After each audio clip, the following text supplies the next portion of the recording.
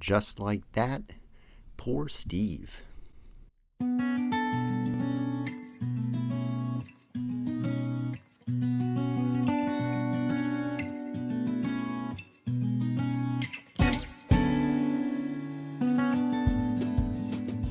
Who wants to be seen as the crazy neighbor, right? I hear you. Oh, hi. Greetings. Hello everyone, the December review here, back again with the next installment of AJLT. Spoilers are ahead, so make sure to check out the show only on HBO Max. Episode 8 is here, and let's jump right into the main event. Turns out Che thought her encounters with Miranda were on the up and up with Steve, but as she learns, that's not the case. So Miranda has a sit down with Steve and lets him in on everything that's been going on, from being unhappy, wanting a divorce, and of course Che. From there, she flees New York to Cleveland to let Che in on the news. The big emotional sit-down has been weeks in the making. It's interesting to hear Steve say he thought that after so many years of trying to find their way together, that their relationship eventually clicked, and that he's been more than happy with the routine which has been driving Miranda away. To hear him mention that he's either not good enough or just good enough for her was a big line drawn back to the previous seasons. For her part, Miranda let some of that legal background come into the forefront, not leaving much room for debate or letting emotions bubble over as she spelled out her reasoning. Make no mistake though, it was a difficult watch. Steve has always been a great character to root for, even with his own past issues. I half expected him to agree that it was time for a break, but instead, he walked the line between shock and bewilderment. The biggest emotional moment for me was when Miranda mentioned Che. You could feel the room well up as Steve's face tries to understand the news. I want you to be happy, but I don't know what else you think is out there. I've met someone.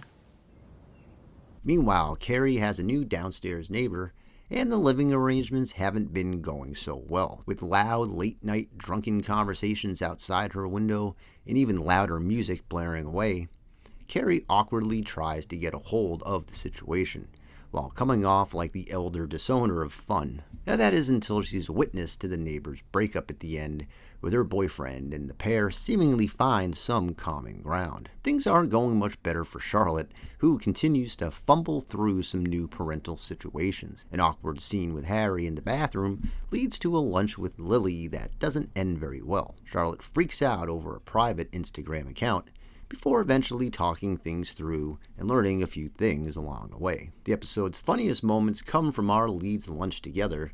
Charlotte tries to explain the Lily situation. The rapport between everyone was excellent and gave the show a lighter moment while we waited for the impending Miranda conversation. Carrie also had a subplot as she's begun archiving her vast clothing collection. She could open up her own store in Times Square with the amount she has on hand. She shows Seema a very special Versace dress, which also ends the episode. And just like that, I realized there are some things that should never be put into storage. The episode went briskly by as the major centerpiece was, of course, the Steve and Miranda conversation. Pretty much everything else could be put in the side story category, with little life lessons to be drawn from them. Carrie and Seema's friendship keeps feeling more comfortable as they continue their on-screen interactions. Their mutual love for all things fashion had some good one-liners, as too did Carrie's struggle to want to appear cool to her new neighbor.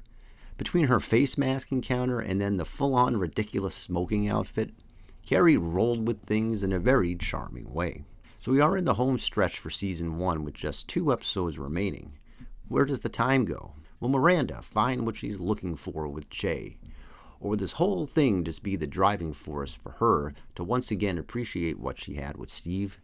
And for that matter, will Steve once again step up and fight for Miranda, even though he said he doesn't have it left in him? Will Charlotte ever find the balance on keeping things cool in the landscape she continues to find herself in at home? And for Carrie, she seems to have found a bit of her groove back with the new friendships to keep her occupied.